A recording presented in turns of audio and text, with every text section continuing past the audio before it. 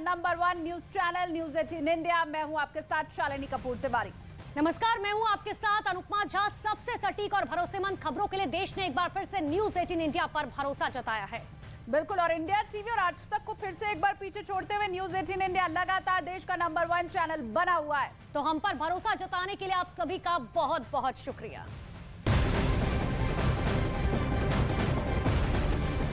और चलिए बड़ी खबर आपको बताएं, आज दिल्ली के डिप्टी सीएम मनीष सिसोदिया के आवास पर सीबीआई की टीम ने छापेमारी की है। लगातार ये छापा चल रहा है, अभी भी टीम मौजूद है। बताया ये भी जा रहा है कि देखिए, सिसोदिया के आवास समेत 21 और जगहों पर सीबीआई की टीम ने एक साथ छापा मारा है। ये छापे एक्साइज विभाग के कई अधिकारियों और शराब कारोबारियों के यहाँ भी हुए हैं। तो दिल्ली के अलावा 7 और राज्य में बताया जा रहा है जहां पर छापेमारी हुई है। छापेमारी के बाद मनीष सिसोदिया ने ट्वीट कर जांच में मदद करने का भरोसा दिया है।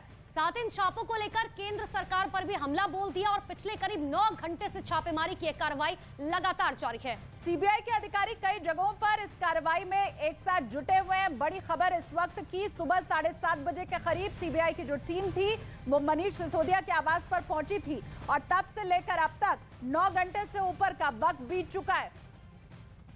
तो कई अधिकारियों पर भी सीबीआई की तरफ से छापेमारी की जा रही है। लेकिन देखिए, आइए अब आपको ये बताते हैं कि सीबीआई की कहां-कहां रेड चल रही है। दिल्ली के डिप्टी सीएम मनीष सिसोदिया के आज सीबीआई की रेड इस वक्त चल रही है। और इसके साथ ही दिल्ली के पूर्व आबकारी आयुक्त ए गोपी कृष्णन की यहाँ भी सीबीआई की रेड जो है वो चल रही है। 7 राज्यों में सीबीआई की रेड चल रही है, उसकी जानकारी आपको हम दिखा रहे हैं। एलजी ने थोड़े ही दिन पहले सस्पेंड किया था उन अधिकारी को जिनके बारे में अनुपमा ने अभी आपको बताया। बिल्कुल, इसके साथ ही देखिए, पंजाब की ये जो आप मैप दरअसल देख पा रहे हैं, हम आपको बता रहे हैं कि दिल्ली के अलावा कौन कौन सी वो जगह है जहां पर फिलहाल छापेमारी चल रही है। पंजाब, उत्तर प्रदेश, महाराष्ट्र, तेलंगाना, ये वो जगह है जहां पर अभी सीबीआई की तरफ से रेड लगातार की जा रही है। तो न सिर्फ दिल्ली बल्कि अगर पूरे भारत की हम बात करें तो 7 ऐसी जगह है, 7 राज्य है जहां पर सीबीआई की रेड चल रही है। इसमें पंजाब, उत्तर प्रदेश, महाराष्ट्र और तेलंगाना शामिल है। इसके अलावा दिल्ली में तो रेड चल ही रही है। वहां पर मनीष सिसोदिया के घर पर 9 घंटे से ज्यादा का वक्त बीत चुका है, जब अभी भी जो टीम है वो मौजूद है। बिल्कुल, और अब आपको सीधे लिए चलते हैं ग्राउंड जीरो पर, जहां पर पल पल की जानकारी हमारे सहयोगी दे रहे हैं। मनीष सिसोदिया के घर से ही प्रियंका कांडपाल और मानव यादव लगातार हमारे साथ बने हुए। सबसे पहले प्रियंका का रुख कर लेते हैं। प्रियंका, क्या जानकारी अंदर से? जी बिल्कुल, मैं सीधी तस्वीरें आपको मनीष सिसोदिया के घर की सबसे पहले दिखाऊं, जहां पर अब 9 घंटे का तकरीबन समय हो गया है और सीबीआई के जो अधिकारी 6 अधिकारी बताया जा रहा है, 6 लोग जो हैं वो अंदर ही अभी तक है। ये भी बताया जा रहा है कि इलेक्ट्रॉनिक डिवाइसेस को जब्त किया गया है, मोबाइल और लैपटॉप को मनीष सिसोदिया के ले लिया गया है। कुछ ऐसी PDF फाइल्स और कुछ ऐसे दस्तावेज हैं, उन्हें भी अपने कब्जे में फिलहाल सीबीआई ने ले लिया है। ये बताया जा रहा है कि सुबह से एक्साइज पॉलिसी को लेकर उनसे पूछताछ की जा रही है।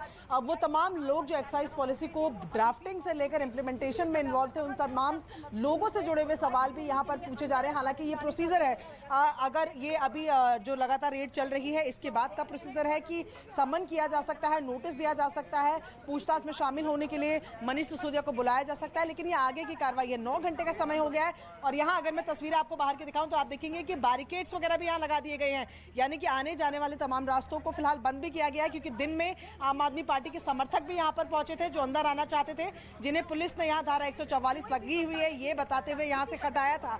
फिलहाल राजनीति इस पूरे मुद्दे पर गरमाई हुई है, आम आदमी पार्टी इसके लिए केंद्र सरकार को, तो बीजेपी का कहना है कि जैसा किया है वैसा अब आम आदमी पार्टी को भरना होगा। लेकिन सबसे बड़ी बात यह है कि आम आदमी पार्टी की तरफ से आबकारी नीति को लेकर अभी तक कोई बयान नहीं आया है। आम आदमी पार्टी इस चीज को मेंटेन किए हुए है कि दिल्ली में जो शिक्षा मॉडल को लेकर मनीष सिसोदिया काम कर रहे हैं उसको टारगेट कर रही है केंद्र सरकार। जी प्रियंका, लौटते हैं आपके पास। मानव, आपके पास भी मैं लौटूंगी, लेकिन उसके पहले दर्शकों को महत्वपूर्ण जानकारी भी दे देते हैं। देखिए, सुबह कितने बजे सीबीआई की रेड शुरू हुई थी, उस वक्त क्या क्या हुआ था, ये पूरी जानकारी आपको हम देते हैं। बिल्कुल, देखिए, सुबह करीब 7:30 बजे का समय बताया जा रहा है जब सिसोदिया के घर पर सीबीआई की टीम पहुंची। सीबीआई के 6 अधिकारियों की सिसोदिया से पूछताछ लगातार जारी है और इतना ही नहीं, आबकारी नीति को लेकर सिसोदिया से सवाल जवाब जो है किए जा रहे हैं। सीबीआई अधिकारियों ने लिखित बयान दर्ज किया है मनीष सिसोदिया का। और मनीष सिसोदिया के घर से हालांकि कोई सामान अभी तक जब्त नहीं किया गया, जो जानकारी निकलकर सामने आई है। ऑफिस में पूछताछ के लिए सीबीआई नोटिस देगी, ऐसी भी खबर है। और एक्साइज के देखिए, पूर्व डिप्टी कमिश्नर की गाड़ी से पेपर जो है जब्त किए गए हैं, यानी कि उनके से भी लगातार जो है पूछताछ की जा रही है।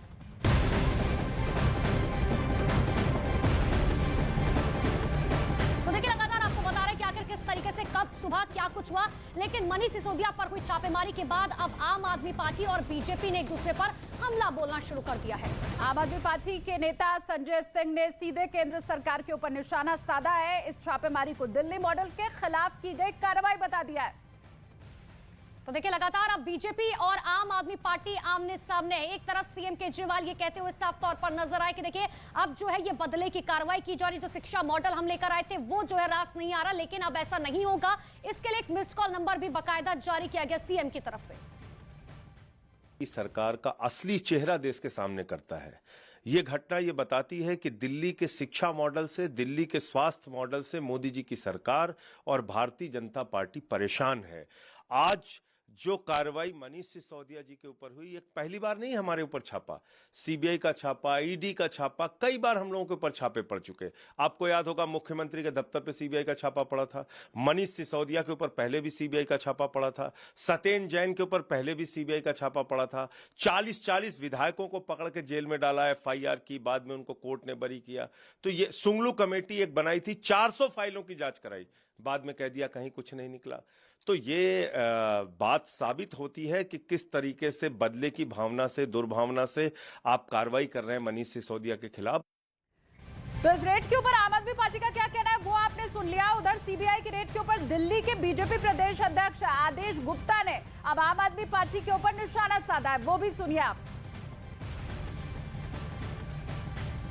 रिहायशी इलाके के अंदर, स्कूलों के पास, मंदिरों के पास, धार्मिक स्थलों के पास शराब के ठेके खोलने का पाप दिल्ली में अरविंद केजरीवाल सरकार ने किया है। और ये पाप को छुपाने के लिए, अपने भ्रष्टाचार घोटालों को छुपाने के लिए ये जो बातें कर रहे हैं, ये इस तरह केजरीवाल सरकार अब बिल्कुल उसका खुलासा हो गया है, एक्सपोज हो गई है। बीजेपी अब आमने सामने है, लेकिन आइए अब आपको ये बताते हैं कि दिल्ली सरकार की वो नई शराब नीति क्या है जिसको लेकर ये विवाद शुरू हुआ। और आज डिप्टी सीएम मनीष सिसोदिया के घर पर सीबीआई की जो रेड पड़ी है वो भी इसी के चलते पड़ी है। देखिए, हर वार्ड में 3 से 4 शराब की दुकानें खोली गई थी दिल्ली सरकार की तरफ से। बिल्कुल, पहले 272 वार्ड में 79 वार्ड में एक भी शराब की दुकान मौजूद नहीं थी। 45 वार्ड में सिर्फ 1 से 2 शराब की दुकानें ही पहले थी। लेकिन देखिए अब जो हुआ है, अब क्या बदलाव हुआ है, केवल 8% वार्ड में 6 से 10 शराब की दुकानें थी। नई नीति के तहत दिल्ली को 32 जोन में बांट दिया गया। और नई नीति के हिसाब से देखा जाए तो नई शराब नीति में 849 लाइसेंस आवंटित किए गए। इसमें हर जोन के लिए औसतन 26 से 27 शराब की दुकानें खोलने का प्रावधान है। और साथ ही एक जोन में 8 से 9 वार्ड शामिल किए गए थे। अभी तक 60% सरकारी और 40% निजी हाथों में शराब की दुकान थी। ये पहले की नीति के तहत है। लेकिन देखिए, अगर नई शराब नीति की बात करें तो 100% दुकानें जो हैं वो निजी हाथ में जा चुकी हैं। दिल्ली में शराब पीने की उम्र सीमा 25 साल पहले थी, उसे भी घटा दिया गया, उम्र सीमा 21 साल कर दी गई। इतना ही नहीं, होटल्स की बात करें तो होटल में 24 घंटे शराब की बिक्री फिलहाल हो रही थी।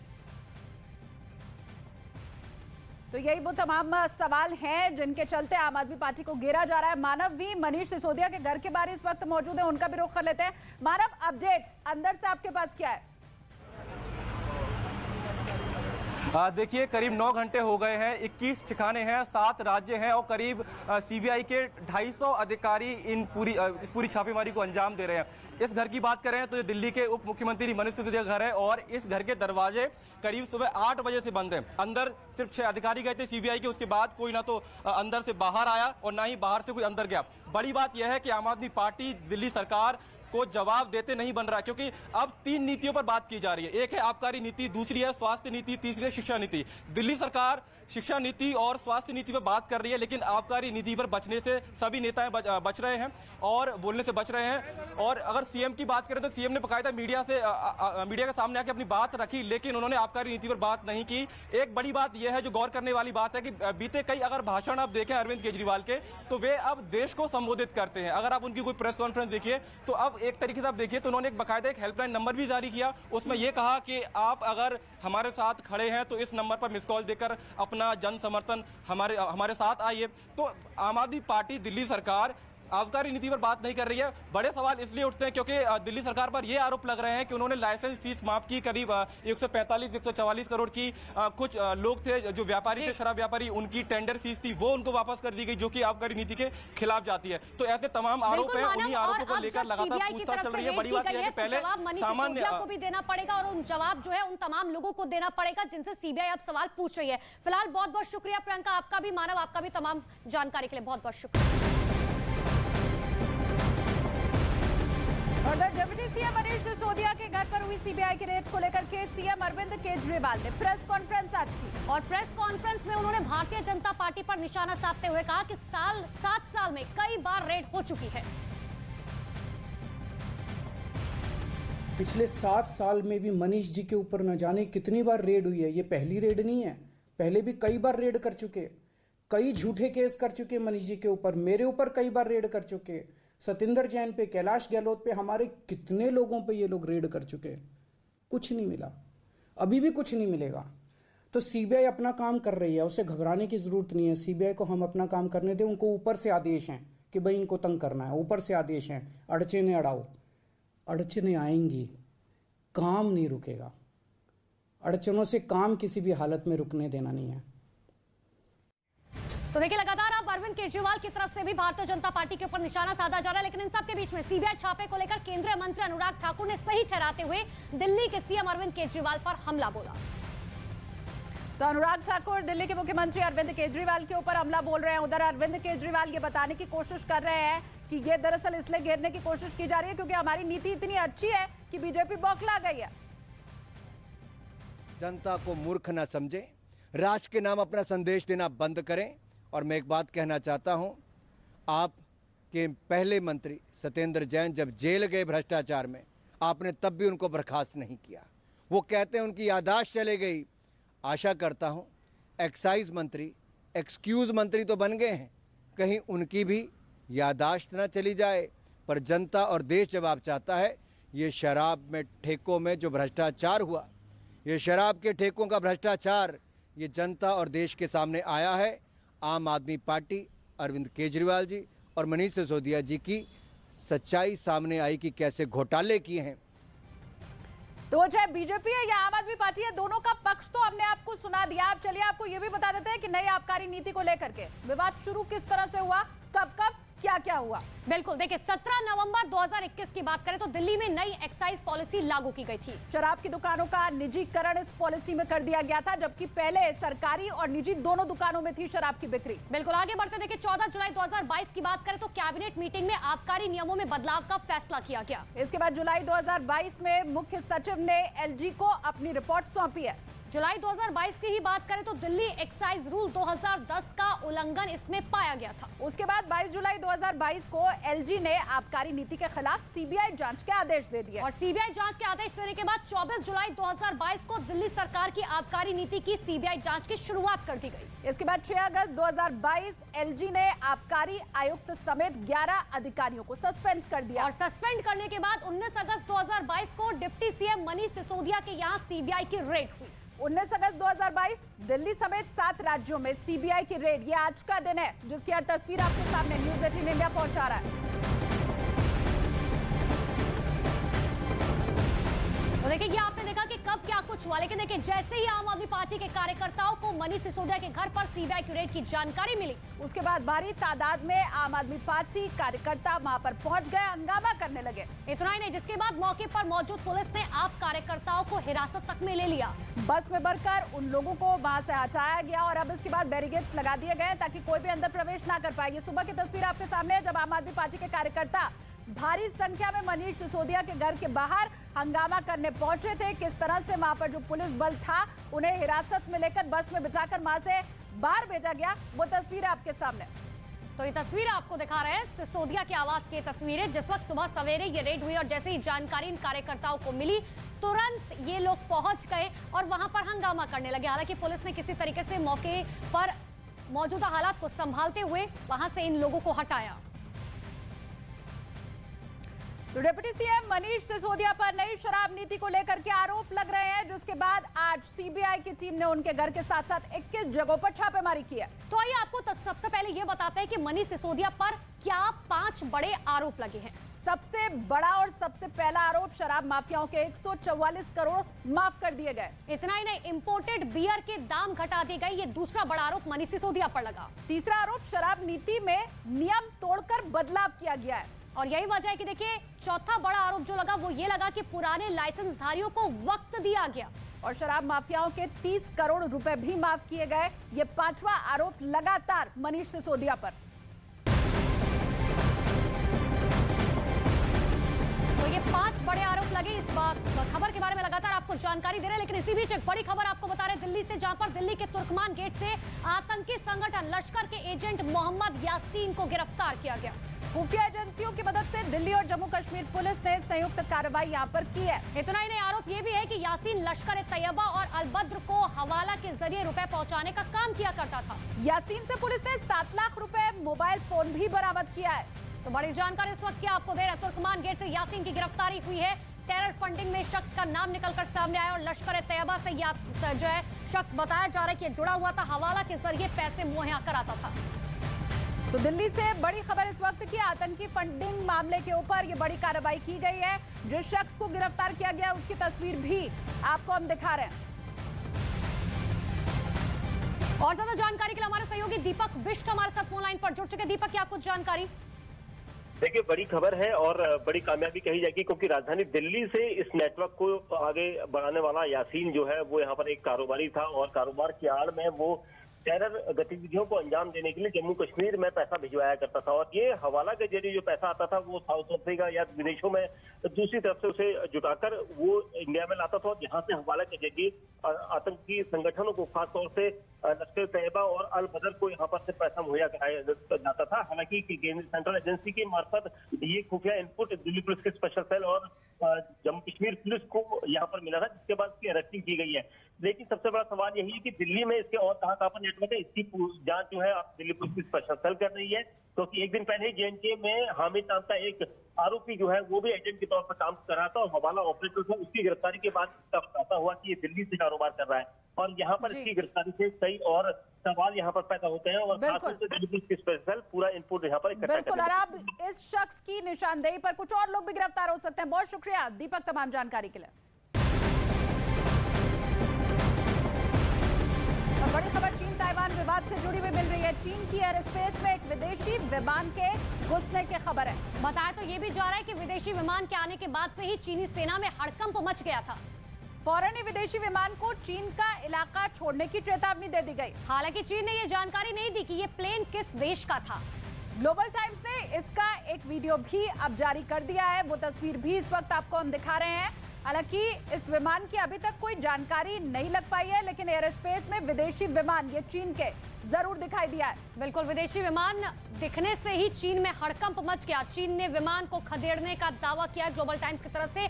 बाकायदा इसका एक वीडियो भी जारी किया गया, लेकिन चीन ने यह नहीं बताया कि आखिर ये जो विमान देखा गया ये किस देश का विमान था। इसके बारे में कोई जानकारी नहीं दी गई।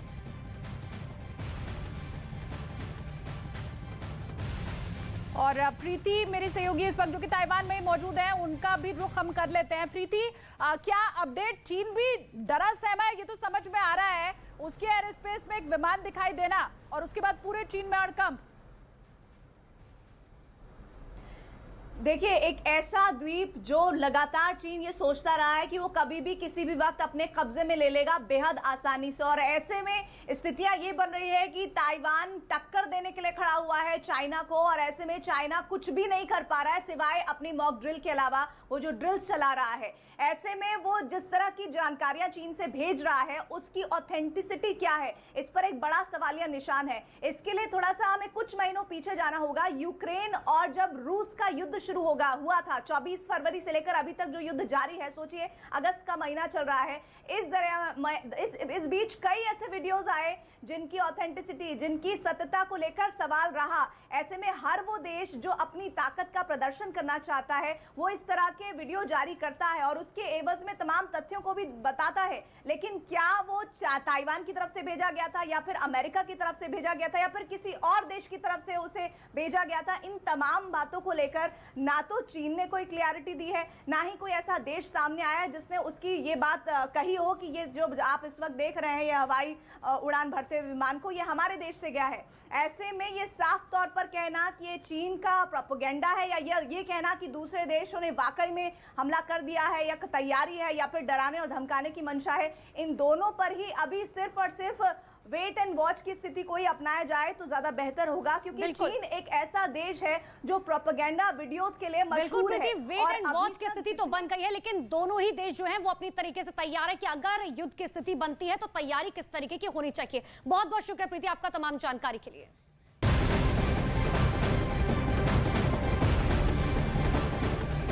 उधर बड़ी खबर आ रही है ताइवान से। ये बड़ा दावा ताइवान की तरफ से किया जा रहा है कि राष्ट्रपति जो वहां के उन्होंने कहा है चीन के युद्धपोत की घुसपैठ का वीडियो अब जारी किया गया है और साथ ही चीन पर युद्ध भड़काने का भी आरोप जो है चीन ताइवान की तरफ से लगाया गया है। दावा यह किया गया है कि ताइवान के आसमान में 51 लड़ाकू विमान दिखाई दिए हैं। तो बड़ी जानकारी इस वक्त की आपको दे रहा है, जहां पर ताइवान ने घुसपैठ का बकायदा एक वीडियो जारी किया है और उसने ये बोला है कि देखिए चीन जो है वो लगातार युद्ध भड़का रहा है, भड़काने की कोशिश कर रहा है। इतना ही नहीं, उसके विमान जो है वो 51 विमान बताए जा रखे हैं जो ताइवान की सीमा में देखे गए।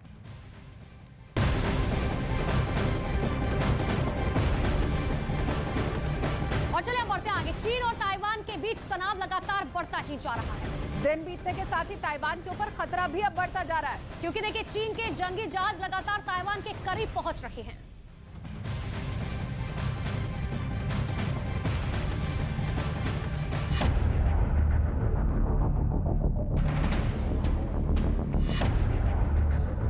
ताइवान के खिलाफ चीन की दादागिरी लगातार जारी है।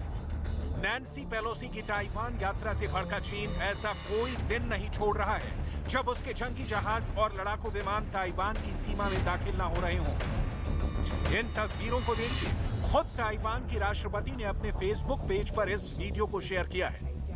इस वीडियो को लेकर यह दावा किया जा रहा है कि यह चीन का वो वॉरशिप है जो लगातार ताइवान के करीब आता जा रहा है।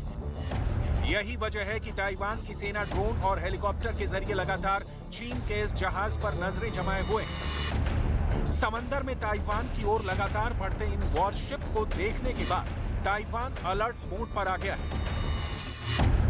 लगातार बढ़ते इस खतरे को देखते हुए ताइवान ने अपने बंदरगाहों पर 12 युद्धपोतों को तैनात कर दिया है। इतना ही नहीं, 2800 से ज्यादा सैनिकों को भी तैनात कर दिया गया है।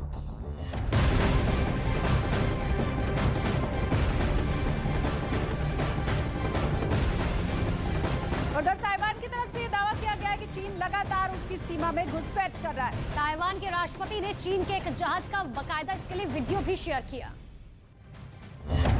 ताइवान के राष्ट्रपति ने अपने फेसबुक पेज पर जिस वीडियो को शेयर किया है वो वीडियो 13 से 15 अगस्त के बीच का है, यानी तब का है जब चीन समंदर में मिलिट्री ड्रिल को अंजाम दे रहा था। लेकिन ताइवान के लिए चिंता इस बात की है क्योंकि ये वॉरशिप ताइवान के नेवल बेस के बेहद करीब आ गए थे, यानी उस सीमा तक आ गए थे जिसे ताइवान डेंजर जोन मानता है। उधर ताइवान की तरफ से इस बात का भी दावा किया जा रहा है कि चीन के 51 मिलिट्री एयरक्राफ्ट को ताइवान के आसमान में देखा गया है, जिनमें से 25 एयरक्राफ्ट को ईस्ट इंडियन लाइन पर उड़ान भरते देखा गया है। खास बात यह है कि ताइवान ने सभी फाइटर जेट की पहचान करने का भी दावा किया है। जानकारी के मुताबिक ताइवान के आसमान में 12 Su fighter jet, 6 J-16 fighter jet, 4 J-10 fighter jet, 2 H-6 bomber और 1 Y-8 इलेक्ट्रॉनिक वॉरफेयर प्लेन देखा गया है। जाहिर है ये वक्त ताइवान के लिए बेहद चुनौती भरा है, लेकिन ताइवान हमेशा की तरह इस बार भी ये साफ कर चुका है कि उसके ऊपर चीन की किसी धमकी का कोई असर नहीं होने वाला है।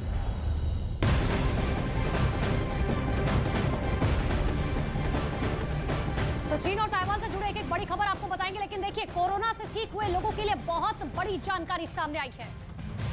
सावधान रहने की जरूरत अभी भी उन्हें है। कोरोना पर की गई ऑक्सफोर्ड यूनिवर्सिटी के एक रिपोर्ट के मुताबिक कोरोना से ठीक होने के बाद भी लोगों को स्वास्थ्य के प्रति सावधान रहने की जरूरत है। दरअसल क्योंकि इस रिसर्च में ये पाया गया है कि ठीक होने के बाद 2 साल बाद भी इसका दिल पर असर हो रहा है। बिल्कुल, और कई लोगों में ब्रेन स्ट्रोक और फेफड़ों से जुड़ी हुई बीमारी का खतरा भी है। इतना ही नहीं, इस रिसर्च में दुनिया भर के 8 देशों में करीब 1 अरब लोग शामिल हुए।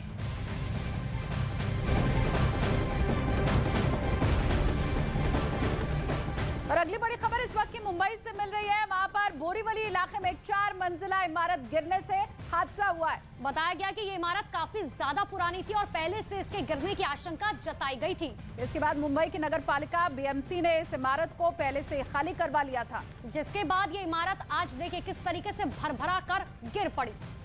हादसे के बाद लोग ये आशंका जता रहे थे कि इस इमारत के मलबे में शायद कुछ लोग फंसे हो सकते हैं, लेकिन बाद में दमकल विभाग और पुलिस की टीम ने सर्च ऑपरेशन चलाया और सर्च ऑपरेशन के दौरान इस बात की पुष्टि कर दी गई कि इमारत के मलबे में कोई भी नहीं फंसा है, जिसके बाद सभी लोगों ने राहत की सांस ली।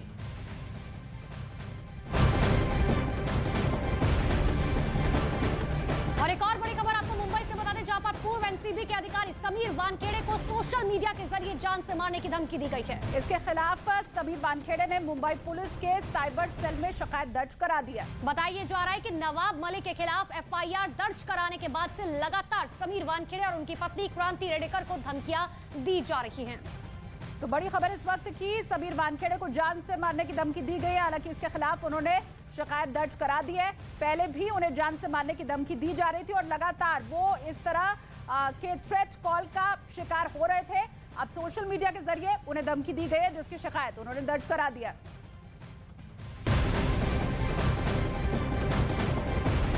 और चीन में रोंगटे खड़े कर देने वाला एक हादसा हुआ है, जिसमें बताया जा रहा है कि एक महिला को कार ने जोरदार टक्कर मार दी। हादसे के बाद महिला सड़क पर तड़पती हुई नजर आई। ये तस्वीरें भी उसकी हम आपको दिखा रहे हैं। लेकिन देखिए, ताज्जुब की बात तो ये है कि उस दौरान वहां पर मौजूद लोग सिर्फ तमाशा देखते हुए नजर आए, जो आप तस्वीरों में साफ तौर पर देख भी सकते हैं। कोई भी महिला की मदद करने के लिए आगे नहीं बढ़ रहा है। इसके बाद पीछे से आ रही एक और कार ने महिला को कुचल दिया। तो ये तस्वीरें अपने आप में बेहद डराने वाली हैं। देखिए, इंसानियत को शर्मसार करती हुई तस्वीरें। चीन में एक सड़क हादसे की हैरान कर देने वाली तस्वीरें सामने आई है। यहाँ पर भीड़भाड़ वाली सड़क के ऊपर हुए इस हादसे के बाद से कोई भी आदमी मदद के लिए सामने नहीं आया। चीन में भारी ट्रैफिक के बीच सड़क पार कर रही एक महिला को एक गाड़ी ने तेज टक्कर मार दी। ये टक्कर इतनी तेज थी कि महिला सड़क पर गिरकर बेहोश हो गई और उसे टक्कर मारने वाली गाड़ी लगातार आगे बढ़ती रही। हैरानी तो तब हुई जब वहां से गुजरने वाले लोग भी उस महिला की मदद को आगे नहीं आए। एक के बाद एक कई गाड़ियां उस सड़क से गुजरती नहीं, लेकिन किसी ने भी बीच सड़क पर गिरी इस महिला की मदद नहीं की। जबकि उसी के बगल से सड़क पार करने वाले लोगों ने भी महिला की कोई सुध नहीं ली। काफी देर तक महिला इसी तरह बीच सड़क पर पड़ी रही। तभी तेज रफ्तार से आ रही एक और कार ने सड़क पर पड़ी उस महिला को बुरी तरह से कुचल दिया।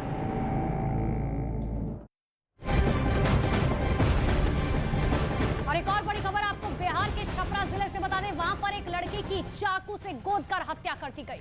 लड़के का शव मिलने के बाद परिवार वालों में कोहराम मचा हुआ है। पुलिस ने शव को पोस्टमार्टम के लिए भेज दिया है, लेकिन हत्या के आरोपी अभी तक पुलिस की गिरफ्त से बाहर है। बताया दरअसल ये जा रहा है कि प्रेम प्रसंग में इस हत्या को अंजाम दिया गया, लेकिन पुलिस ने इस बात से हालांकि इनकार किया है कि प्रेम प्रसंग में यह हत्या हुई है। पर चारों तरफ बात यही है। और अगली खबर बिहार के कटिहार से है, जहां पर आरजेडी के नेता और अधिकारियों के बीच बहस हो गई। इस दौरान मंच पर जेडीयू विधायक और सांसद भी मौजूद थे और ये तस्वीर आपको दिखाते हैं, जहां पर किस तरीके से देखिए आरजेडी नेता का यह हंगामा। कटिहार की ये तस्वीरें बताई जा रही हैं, जहां पर नल जल योजना में भ्रष्टाचार के आरोप लगे। तो बिहार के कटिहार में जन सुशासन शिविर में जमकर हंगामा हुआ, जिसकी तस्वीर अभी हमने आपको दिखाई। दरअसल इस हंगामे के दौरान आरजेडी नेता ने सरेआम जेडीयू सांसद और अधिकारियों पर भ्रष्टाचार के संगीन आरोप लगाए।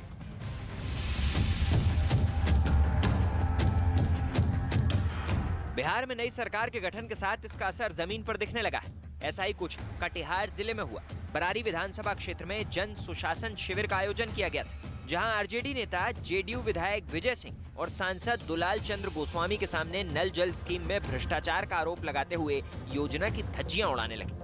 और इस दौरान आरजेडी के पूर्व विधायक और डीडीसी अधिकारियों के बीच तीखी बहस हो गई। टंकी की क्या स्थिति है, कितने घरों में गया, किसका कितना टोटी टूटा हुआ है, कहां तक पानी पहुंचा है, कितने बजे कौन चलाता है, सब की जांच करवा के जो उसका उपाय होगा वो किया जाए। मंच पर माहौल तनावपूर्ण होता देख जेडीयू सांसद आरजेडी नेता को समझाते नजर आए, लेकिन अधिकारी और आरजेडी नेता की बहस चलती रही। साथ ही आरजेडी नेता ने अधिकारियों पर जमकर हमला बोला और कहा कि इस सरकार में भ्रष्ट लोगों की कोई जगह नहीं। कुछ विभाग हम जानते हैं जानबूझकर सरकार को बदनाम करने पर उतारू है।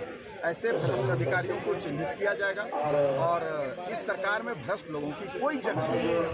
मंच पर हुए हंगामे और बवाल के दौरान मौके पर पहुंची जनता ने भी नल जल योजना में हुए भ्रष्टाचार के आरोप को सही ठहराया।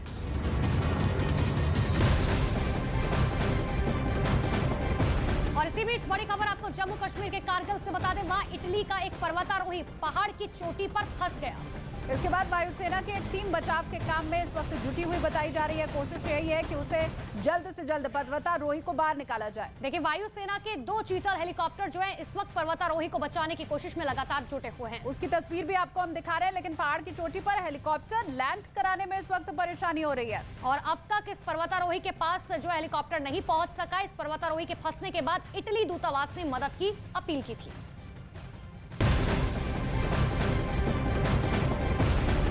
उधर ओडिशा के कई जिलों में बारिश और बाढ़ से लोगों की मुसीबत बढ़ गई है। और मुसीबत बढ़ने के साथ साथ इसी बीच मौसम विभाग ने अगले 2 दिनों में भारी बारिश का अलर्ट भी जारी कर दिया। यानी मौसम की मार से लोगों को अगले 2 दिनों तक राहत नहीं मिलने वाली, क्योंकि कई इलाकों में पहले से ही बाढ़ ने लोगों की मुसीबत बढ़ा दी है। सबसे डरा देने वाली तस्वीर जगत सिंहपुर जिले से सामने आई, जहां बाढ़ में कई लोग फंस गए। उन्हें बचाने के लिए बड़े पैमाने पर रेस्क्यू ऑपरेशन शुरू किया गया, जिसके तहत एक इलाके में गले तक पानी में डूबे लोगों को बचाया गया। राहत और बचाव दल की टीम ने उन्हें अपनी नाव पर बैठाया। इसी तरह कई दूसरे इलाकों में भी नावों से लोगों को बाहर निकालने का काम जारी रहा। वहाँ बाढ़ के पानी ने चारों तरफ कब्जा कर रखा था। इस काम में जुटी एनडीआरएफ और एसडीआरएफ की टीमें लगातार लोगों को सुरक्षित जगहों तक पहुँचाती नजर आई।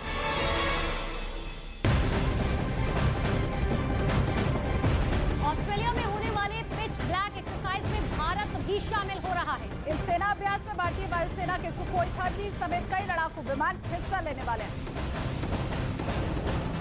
इस बीच भारतीय वायुसेना ने एक वीडियो जारी किया, जिसमें आसमान में लड़ाकू विमान सुखोई 30 MKI में फ्रांस का विमान ईंधन भरते हुए नजर आया। हजारों फीट की ऊंचाई पर पहुंचने के बाद दोनों विमान एक दूसरे के करीब आए, जिसके बाद विमान से फ्यूल पाइप निकला, जो उसके ठीक पीछे उड़ रहे लड़ाकू विमान से जुड़ गया और आसमान में ही सुखोई 30 में ईंधन भर गया।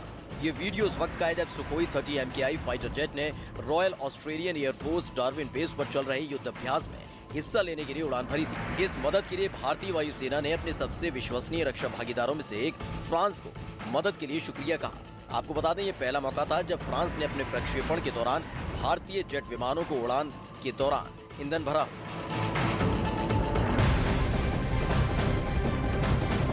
अगली बड़ी खबर महाराष्ट्र के रायगढ़ से है, जहां पर एक दिन पहले मिली बोट के मामले में अब एटीएस ने केस दर्ज कर लिया है। एटीएस ने आर्म्स एक्ट के तहत ये पूरा मामला दर्ज किया। इस नाव की जांच के दौरान 3 AK-47 राइफल और कुछ कारतूस मिले थे। इसके बाद पूरे इलाके में हाई अलर्ट जारी कर दिया गया था और अब एटीएस ने इसमें मामला दर्ज करके आगे की कार्रवाई शुरू कर दिया।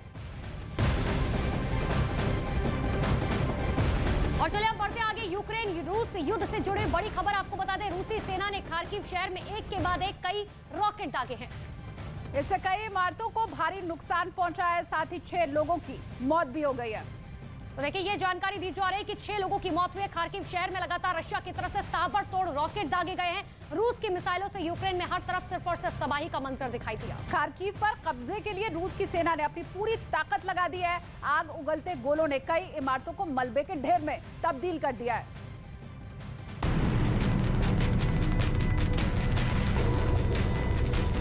रूस की मिसाइलों से यूक्रेन में हर ओर तबाही का मंजर दिखा। खार्किव पर कब्जे के लिए रूस की सेना ने अपनी पूरी ताकत लगा दी। आग उगलते गोलों ने कई इमारतों को मलबे के ढेर में तब्दील कर दिया। खार्किव में रूसी सेना ने एक के बाद एक कई रॉकेट दागे। इन हमलों में कई बिल्डिंग बर्बाद हो गयी। इस दौरान 6 लोगों की मौत भी हो गयी। एक शानदार थिएटर तबाह हो गया। बदहाल इमारतों के हालात देखकर तबाही का अंदाजा लगाना मुश्किल नहीं। हालांकि फायर फाइटर्स और इमरजेंसी सर्विसेज के लोग अपने काम में लगे दिखाई दिए। यूक्रेन पर कब्जे के लिए पुतिन लगातार कोशिश कर रहे हैं। रूसी मिसाइलों और तोपों ने पूरे देश को तबाह कर दिया।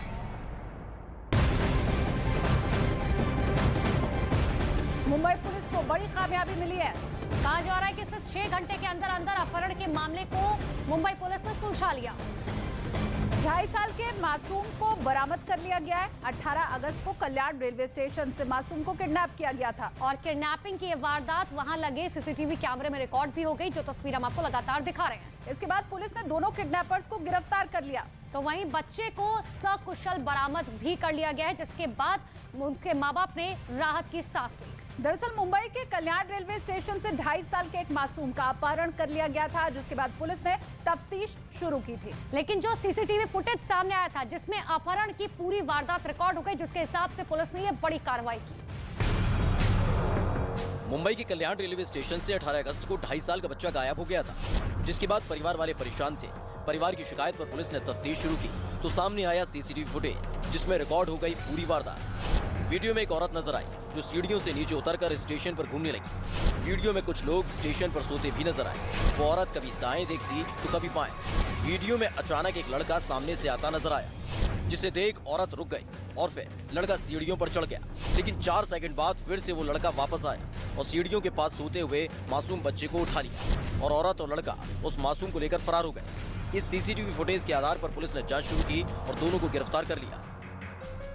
तो पंजाब के अमृतसर में पुलिस की गाड़ी में बम लगाने के मामले में बड़ी साजिश का पर्दाफाश हुआ। पुलिस सूत्रों के मुताबिक इस मामले में गिरफ्तार हरपाल और फतेह से पूछताछ में बड़ी जानकारी पता चली है। उन्होंने दरअसल ये बताया कि पाकिस्तान में बैठे रिंदा और कनाडा में बैठे लखबीर सिंह रोडे ने ये साजिश रची थी। रिंदा ने विस्फोटक मुहैया कराया था, लखबीर ने दोनों को पैसों का लालच दिया था। इतना ही नहीं, हरपाल और फतेह इससे पहले भी तस्करी के कई मामलों में शामिल रह चुके हैं। बताया गया कि दोनों बॉर्डर एरिया के पास रहते हैं, एक दूसरे के रिश्तेदार है ये दोनों।